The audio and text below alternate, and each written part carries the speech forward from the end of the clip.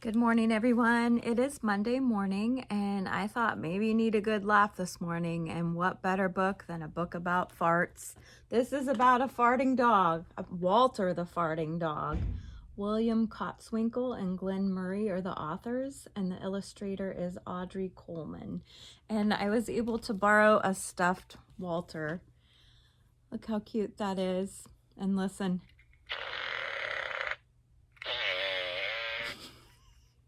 So we're going to read about Walter the farting dog this morning.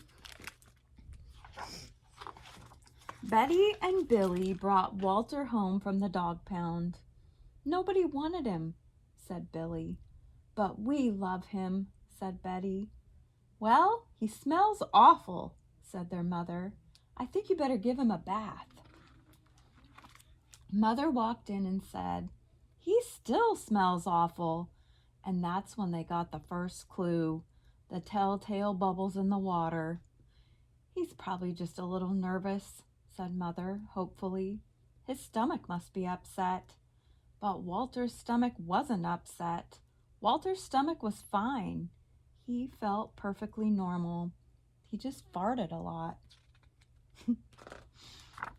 He did it when he bathed. He did it when he played with Betty and Billy. He did it when he walked around the house. He did it in the dining room. He did it in the kitchen. And he did it in his sleep. That dog farts morning, noon, and night, said Father. He can't help it, Daddy, said Betty and Billy. They didn't mind Walter's farts. So what if he farts? Billy said to Betty when they were alone in their room with Walter. Betty agreed. Walter agreed too. He sat there, looking innocently around, farting. Take him to the vet, said Father.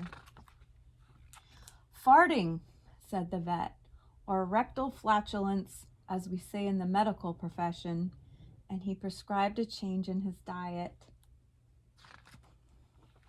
They gave Walter every kind of dog food. He farted. They tried him on cat food. They gave him hot dogs, hamburgers, and lettuce and tomato sandwiches. They gave him fried chicken. They gave him rabbit food. They made him a vegetarian. No matter what that dog eats, he turns it into farts, roared Father. Walter got the blame for everybody else's farts, too. If Uncle Irv let one slip, he just went and stood near Walter. Then all he had to say was, Walter! And everyone would look at poor Walter. He has to go back to the pound, said Father. No, Daddy, please, begged Betty and Billy. Don't send Walter away. He goes tomorrow, said Father. They pleaded. Walter farted.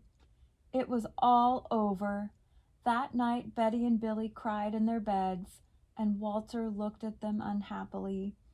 Oh, Walter, said Betty, you've got to stop farting, because Father's going to send you back to the pound tomorrow, said Billy. Walter knew how serious the situation was. He'd never see Betty and Billy again. He resolved to hold in his farts forever. When Betty and Billy fell asleep, he walked down to the kitchen to see if there was anything around to eat. He managed to open the cupboard door with his nose and found the 25-pound bag of low-fart dog biscuits the vet had prescribed for him, which had made him fart more. Even though he knew they made him fart more, he couldn't resist. He ate the entire bag. Very tasty, said Walter to himself. And then he went and lay down on the sofa. A gigantic gas bubble began to bubble inside him. This is going to be trouble, he said to himself nervously. He was afraid of what might happen if he let it go. He thought maybe the house would explode, so he kept it in. It wasn't easy. In fact, it was torture, but he had resolved never to fart again. His future depended on it. As he lay there with his tail wrapped tightly between his legs, He heard a noise at the window. He watched it slowly open. A pair of burglars came through. They dropped silently into the kitchen. "Watch out for the dog," said one of the burglars.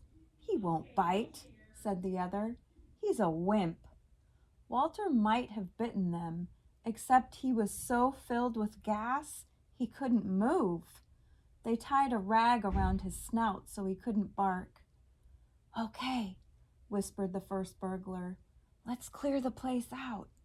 They took everything they could get their hands on. Walter wanted to stop them, but he was having unbearable gas pains. He rolled on his back and waved his paws in the air. He gnashed his teeth. "We've got it all," said the second burglar. "Let's go." That's when Walter let it fly. It was the worst fart of his life. It made a tremendous noise and shot him across the room. A hideous cloud filled the air. The burglars clutched their throats, unable to breathe. With tears in their eyes, they raced for the window. They tried to grab their bags with all the valuables in it, but their arms were too weak. "Let's get out of here!" They jumped out the window and ran up the block, choking and gasping for air. Still blinded by Walter's attack, they stepped into the headlights of an approaching police car. "Hold it right there," said the policeman. When Father and Mother came down in the morning, they found the open window, and they saw the bag with their valuables in it, and Walter was sitting beside it. He still had the rag tied around his snout. You'd have to say he looked heroic. "He saved the silverware," cried Mother. "He saved the VCR," cried Father. "Good dog, Walter. You're our dog, even if you do fart all the time." And so the family learned to live with Walter, the hero dog. And that's not the end of our tale. Walter's Wonder Park, 100% natural gas powered by his farts. So that is the end of Walter the Farting Dog. I hope you thought it was funny. I think this is hysterical. Hopefully you do too. All right, I'm going to be back with another fart book. Did you even know we had 2 fart books in the library? All right, I'll be back soon with the next one. Bye, guys.